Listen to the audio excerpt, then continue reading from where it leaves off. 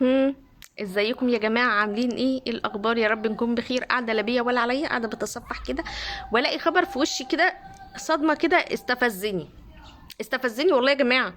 هو خبر عن الفنانة الجميلة هاجر احمد. هي فنانة جميلة وكيوت ولطيفة، انا ما عنديش مشكلة معاها، انا عندي مشكلة مع الثمن بتاع شنطتها. هو بيقولك ان هي كان عندها شنطة جايباها بربع مليون جنيه، يعني ب5000 دولار تقريبا. وديتها دراي كلين وحصلت مشكله، فهي اتصلت بخدمه حمايه المستهلك، عشان طبعا الشنطه مش ب 200 جنيه، دول ب 250 الف جنيه، عشان يحللها المشكله ديت. سيبك انت بقى من مشكله الدراي كلين ده. تمن الشنطه يا استاذه، يعني شنطه بربع مليون جنيه بتحطوا فيها ايه؟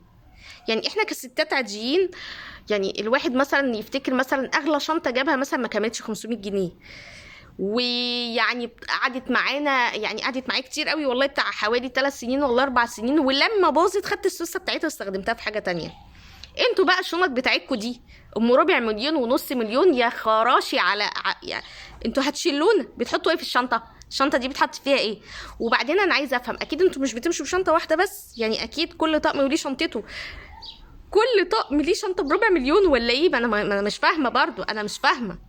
وبعدين هو الواحد لو معاه فلوس كتير كده والله يا جماعه، يعني مش عارفه، هل ممكن مثلا اضيع الفلوس واروح اشتري شنطه بنص مليون ولا شنطه بربع مليون؟ انا حاسه هو ايه؟ مش عارفه. أنا متلخبطه والله، متلخبطه لما الشنطه تبقى بربع مليون. امال بقيه الطقم بكام بقى؟ يعني ابقى ما اكيد بقى عشان امسك شنطه بربع مليون كده ابقى لابسه طقم مش اقل مليون جنيه بقى، بالجزمه بقى ايه؟ ايه يا ولاد؟ ايه الاسعار دي؟ هو احنا مش عايشين في الدنيا ولا احنا واقعين من الدنيا؟ هو في ايه؟ في مالها يا اختي الشنطه ب 200 جنيه؟ مالها جبتي بس تبوظ تتوسخ، هي حته فوطه بحبه صابون تشيك تشيك تشيك تشيك خلاص. وبعدين لو باظت ومشت اهجرت في 60 داهيه، دي ب 200 جنيه. يعني انتوا بتعملوا في نفسكم كده ليه؟ ايش استفدتي انت؟ ما في الاخر الشنطه اتشخبطت عليها وزيها زي اي شنطه. ربع مليون جنيه، انتوا بتتكلموا في ايه؟ يعني هي فكرتني برضو بالفنانه ياسمين صبري، اللي كل يومين والتاني طالعه لي بشنطه ب 300,000 و400,000 و500,000. ايه يا جدعان؟ ايه في ايه؟